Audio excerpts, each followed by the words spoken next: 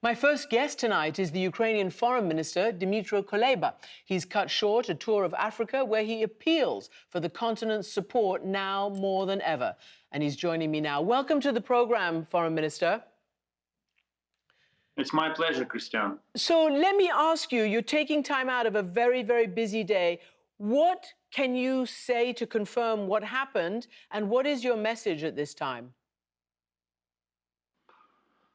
Well, though I'm away, but everything literally happened in the front of eyes of my family in Kiev, and some people whom I know in Kiev.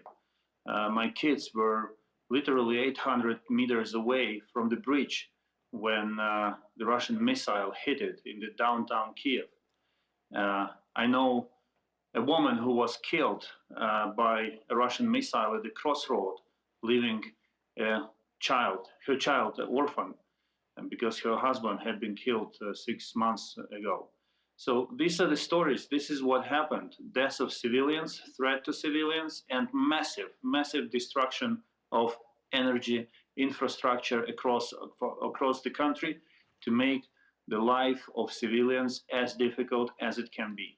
You keep saying civilians, which I assume is deliberate. Obviously, they are targets, and they are killed and wounded. But was there any military infrastructure or any other infrastructure? You've mentioned energy. Anything else that they targeted?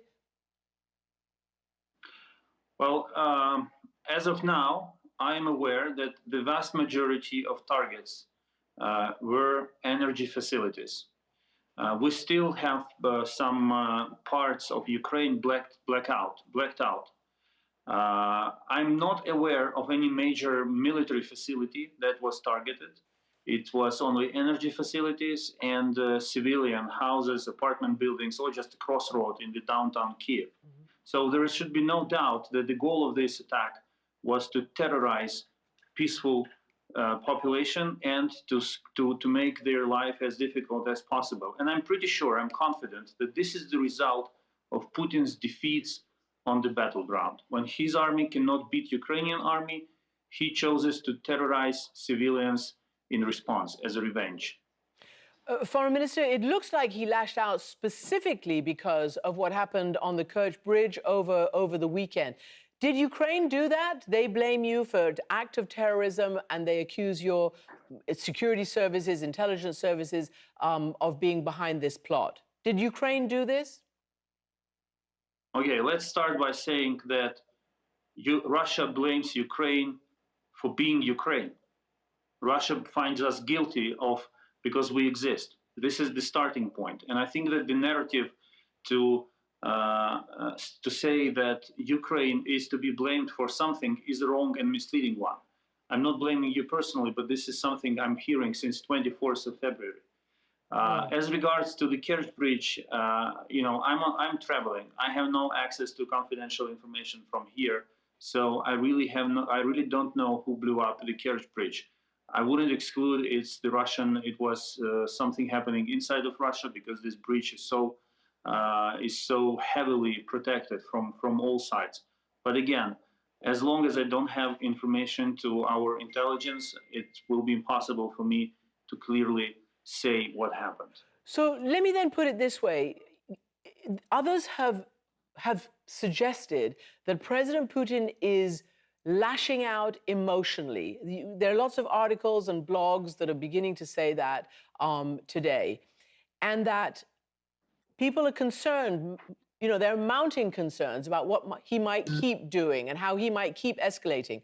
Do you agree that there is a escalatory ladder underway right now? And will what happened around your country today cause you to rethink your offensives and your counteroffensives to liberate the territories that have been occupied and seized?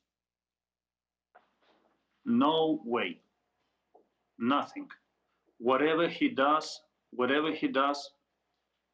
we will continue to liberate our territory. I want you to understand a very simple thing. This is the war for the existence of Ukraine. This is the war for the existence of international law and rule-based order. So he may escalate, he may do whatever he wants, but we're going to continue fighting, and we will win, because you cannot win a war against the people. And that's exactly what he's trying to do.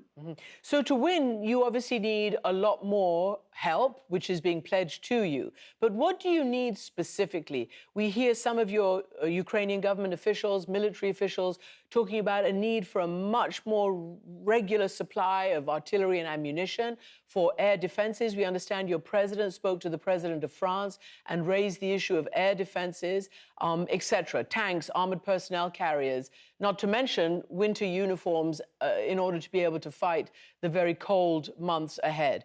What do you need right now, especially as you see what's just happened? I don't know how many more civilians have to die and how many more cities have to be destroyed for all the countries who possess air defense and anti-missile defense weapons to share them with us.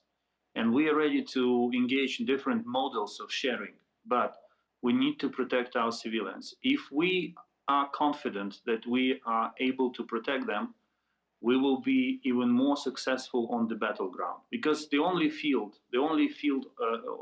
theater in this war where Russia has more advantages than we do is missile defense. This is really the problem that we have to address immediately. And in every conversation that I had today, every single conversation with international partners, I made that point clear. Air and anti-missile defense, number one. It's true, when you're fighting a war, you need everything, literally from A to Z. But we want to protect civilians. We want to protect cities. If we do that, we will know that everything is safe in our backs, and we will move further forward. You've been in Africa. You're trying to get support from the continent. You're cutting short your trip to go back to deal with this crisis.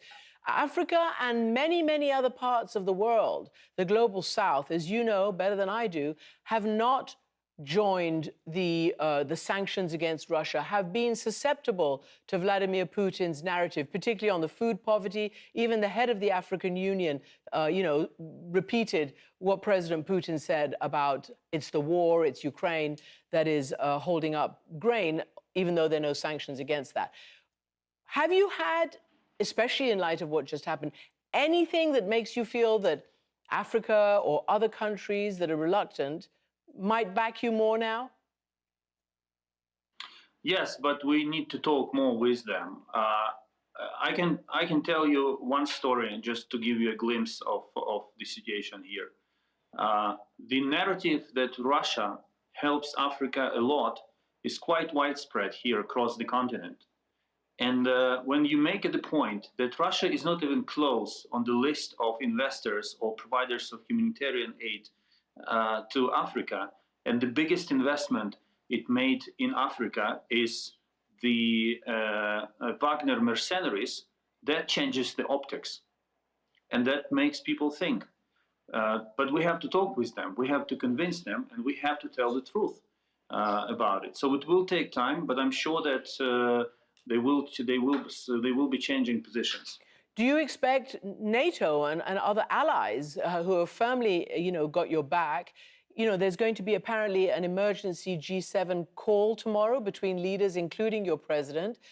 There's going to be a planned NATO defense ministers meeting, and towards the end of this week. Given what happened today, yes, given your go ahead. What are you expecting? Sorry. My president has held a number of international calls today. I'm speaking with foreign ministers, and you are right, G7 summit will be convened tomorrow with the participation of President Zelensky. There will be a lot of international engagements. What we're asking for is decisions. We appreciate every word of condemnation and every word of support. This is really helpful. But you cannot win the war only with words. You need weapons, you need hardware, and you need further isolation of Russia. Through sanctions, through a very simple decision not to shake the hand of President Putin. All of these things, they must happen. Sooner or later, they must be happening. And these attacks that occurred today, they actually make a very strong point that all of this has to happen rather sooner than later.